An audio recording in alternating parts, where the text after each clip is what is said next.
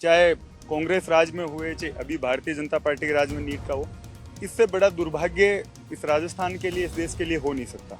क्योंकि जो युवा है उसके भविष्य के साथ अगर खिलवाड़ हो रहा है और वही हम नहीं रोक पाए तो हम लोग कहीं भी इस देश और राजस्थान की जनता के साथ न्याय नहीं कर रहे। भूपेंद्र सारण ने दिए हैं और डॉक्टर साहब लेके गए हैं अगर एसओजी के पास और सबूत है तो हम पहले से कहते आए हैं, कितना भी बड़ा नेता हो, कितना भी बड़ा अधिकारी हो, सब सलाखों के पीछे होने चाहिए। जो भी राजस्थान में जिस तरह से पेपर लीक मामले की जांच हो रही है उससे लेकर खुद सरकार के इस्तीफा दे चुके मंत्री डॉक्टर किरोड़ी लाल मीणा ने सवाल उठाया है कि जांच ठीक से नहीं हो रही है, दोषी अधिकारियों को नहीं पकड़ा जा रहा है। हमारे साथ है कांग्रेस के विधायक मुकेश भाकर। मुकेश जी, डॉक्टर किरोड़ी लाल मीणा ने कहा है कि उस समय की एसओजी थी वो पैसे लेकर जांच दबा रही थी और उसकी जांच नहीं हो रही है। देखिए, जो पेपर लीक चाहे कांग्रेस राज में हुए चाहे अभी भारतीय जनता पार्टी के राज में नीट का हो, इससे बड़ा दुर्भाग्य इस राजस्थान के लिए, इस देश के लिए हो नहीं सकता। क्योंकि जो युवा है उसके भविष्य के साथ अगर खिलवाड़ हो रहा है और वही हम नहीं रोक पाए तो हम लोग कहीं भी इस देश और राजस्थान की जनता के साथ न्याय नहीं कर रहे।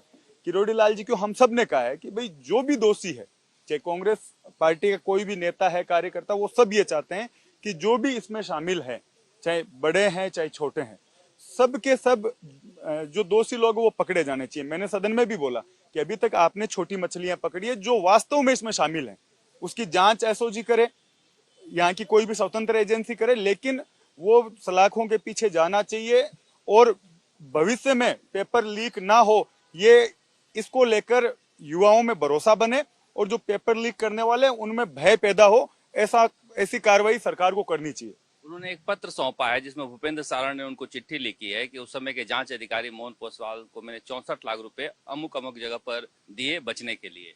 अब देखो, अगर भूपेंद्र सारण ने दिए हैं और डॉक्टर साहब लेके गए हैं अगर एसओजी के पास और सबूत है तो हम पहले से कहते आए हैं, कितना भी बड़ा नेता हो, कितना भी बड़ा अधिकारी हो, सब सलाखों के पीछे होने चाहिए जो भी इस पाप में शामिल है।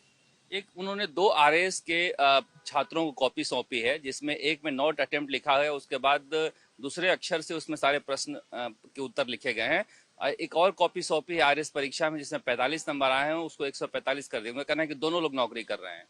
अब देखो, जैसा एसओजी काम कर रही है और जो सबूत अगर डॉक्टर साहब किरोड़ी लाल जी के पास पहुंचे हैं और उन्होंने दिए हैं तो चाहे कोई भी दोषी हो, अगर इस तरह के सबूत हैं तो पीछे कितना ऐसा ही है जिनको सलाखों के पीछे भेजा है, तो चाहे आरएस हो चाहे आईएएस हो, जो भी इसमें दोषी है उन सबको जेल जाना चाहिए।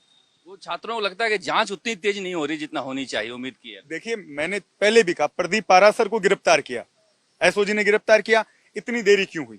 कटारा पे हमने आरोप लगाए, उसके बाद उसकी गिरफ्तारी हुई और प्रदीप पाराशर को गिरफ्तार करने के बाद अकेला प्रदीप पाराशर इतना बड़ा काम नहीं कर सकता, इस तरह से षड्यंत्र नहीं कर सकता। उसको किन लोगों की शरण थी, किन लोगों ने उसको इंचार्ज बनाया, किसने उसको पेपर तक भेजा, और उन सब लोगों पर कार्रवाई सरकार को करनी चाहिए, अधिकारियों को करनी चाहिए। पूरी कांग्रेस पार्टी साथ है, जो भी दोषी है वो जेल जाना चाहिए। मुकेश भाकर कह रहे हैं कि अगर कोई सबूत है तो उस पर कार्रवाई सरकार को करनी चाहिए। कैमरा शर्मा के साथ शरद कुमार, जयपुर।